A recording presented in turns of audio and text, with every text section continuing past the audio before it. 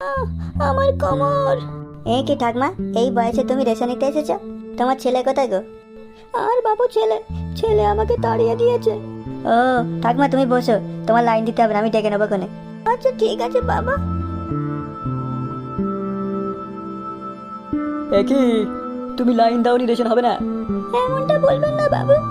বাবু, ঠাকুমা লাইনে ছিল তো। হ্যাঁ, ছিল লাইনে। ঠিক আছে, আজ আর চাল নেই, সবাই পরের সপ্তাহে এসো। এই ঘটনা তো এখন রোজকার হয়ে গেছে। হ্যাঁ, গোদাম ভর্তি চাল রয়েছে, তাও বলছে চাল নেই, পরের সপ্তাহে আসতে। এইসব কি হচ্ছে? রতন, ঝাঁপ নামা বন্ধ করে দে, আজকে আর দিতে হবে না। দাদা গো, কিছু চাল আমাকে দেবে নাকি? ঘরেতে হাড়ি চাপানোর মতো একটু চালও নেই, কি খাবো আমি? মদন, কি খাবে উনি আমি বলে দেবো, বাবু বললো শোনেনি? কাকা, শুধু ওই একটা মানুষকেই দিয়ে দাও না, গরিব মানুষ, খাওয়া দাওয়া হবে না মনে হয় না চাল দিলে। গরিব মানুষ, আমি যেন সবার ঠেকা নিয়ে বসে আছি। বাবু বলেছে বন্ধ করতে, আমি বন্ধ করে দেবো। যাও বাড়ি যাও।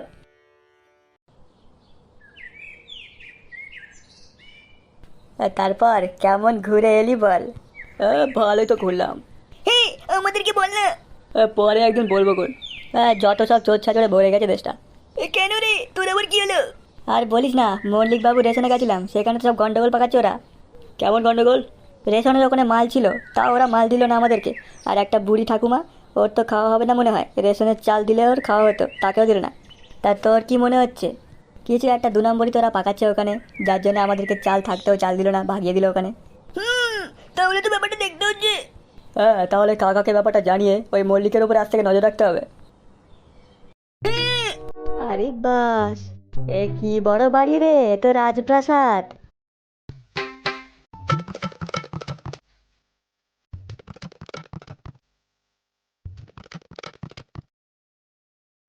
দেখলে কাকা, শুধু রেশন বিক্রি করে এরকম বাড়ি করা কি সম্ভব? আর ওই গাড়িটা দেখ রে, ওই গাড়িটা কিন্তু অনেক দাম মনে হচ্ছে। হ্যাঁ ভাই, পর রেশন বিক্রি করে বাড়ি আর গাড়ি তো এরকম করা যায় না। আজ রাত থেকে আমরা ওর গোডাউন চৌকি দেবো, দেখবো কোথায় ও মাল সাপ্লাই করে।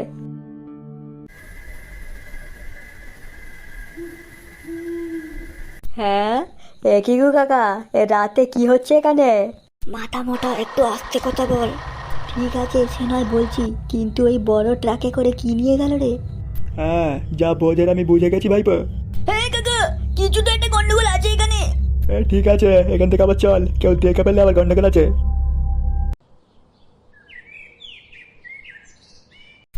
কি কাকা, তুমি দাঁড়াই নিয়ে এলে কেন? এটা তুই চোর ডাকাত নাকি ভয় পাচ্ছিস? চল আমার সাথে, এখানে আমার একটা দাপট আছে বুঝলি। কে জানি বাবু, চলো দেখি। কি ব্যাপার রে? থানায় কি মনে করে এলি? আগে স্যার, একটু কমপ্লেন লেখাও বলে এসেছিলাম। এটা কি তোর কমপ্লেনের জায়গা মনে হচ্ছে দেখে? ওই যে ভিতরে আছে হাজতে, ওই বাবুটাকে দিয়ে কমপ্লেন লেখা। এসব কি আজে বাজে কথা বলছি কাকা? দেখো, বাবু বলেছি তা 32 পার্টি কেলিয়ে দিয়েছে একদম। বস, আর তোরা কমপ্লেনের জন্য ওই গলিতে ওই স্যারদের রুমে যা, এখানে কমপ্লেন লেখানো হয় না, ওইদিকে যা। আচ্ছা ঠিক আছে, যাচ্ছি। স্যার, আমি একটা অভিযোগ নিয়ে এসেছিলাম। হ্যাঁ শুনছি।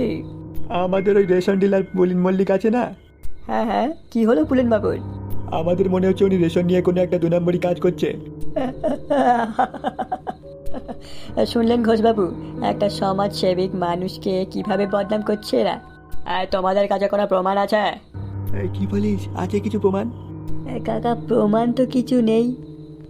বিনা প্রমাণে একটা এরকম ভালো মানুষের নামে তোমরা বদনাম রটাচ্ছ?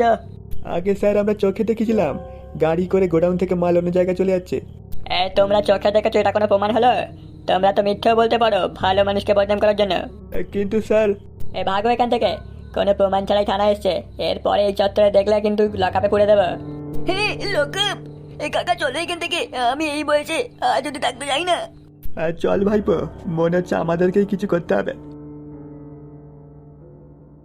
শুনলি তো, খবরটা মল্লিক বাবুর কানে তুলে দে, সত্যি লেগে গেছে ওনার পিছনে।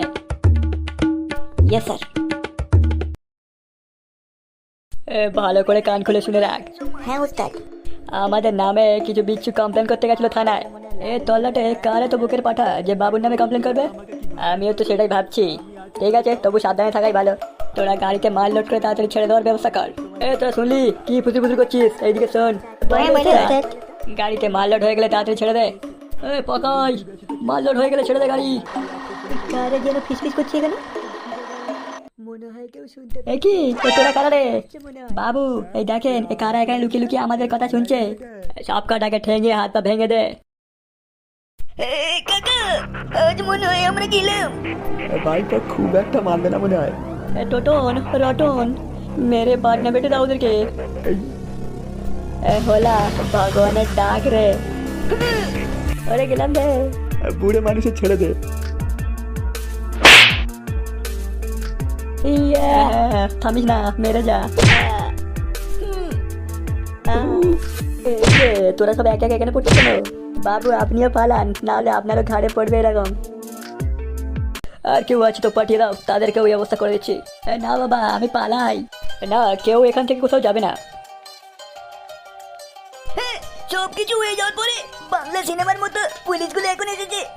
আমাদের আসতে একটু লেট হয়ে গেল আমরা রাস্তায় একটা কাজ করছিলাম আর মল্লিক বাবু আপনি আপনার কোথাও যাওয়া হবে না আপনি যাবেন আমাদের সাথে থানায় কেন কেন আমি থানায় যাবো কেন থানায় কি শুধু আপনারই ইনফর্মার আছে আমাদেরও কিছু ইনফর্মার আছে যে আপনার সম্পর্কে সব বলে দিয়েছে আমাকে মানে কি প্রমাণ আছে আপনার প্রমাণ আপনার রেশনের মাল ভর্তি গাড়ি আর ড্রাইভার দুটোকেই আমরা রাস্তায় আটক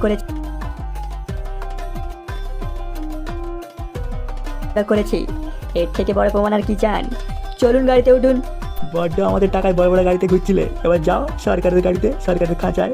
আমি এ অপমান ভুলবো না আমি মনে রেখে দেবো সব আপনি ভাববেন না আমরা ঠিক ভুলিয়ে দেবো সব আপনি চলুন গাড়িতে উঠুন পুলিন বাবু টাটা।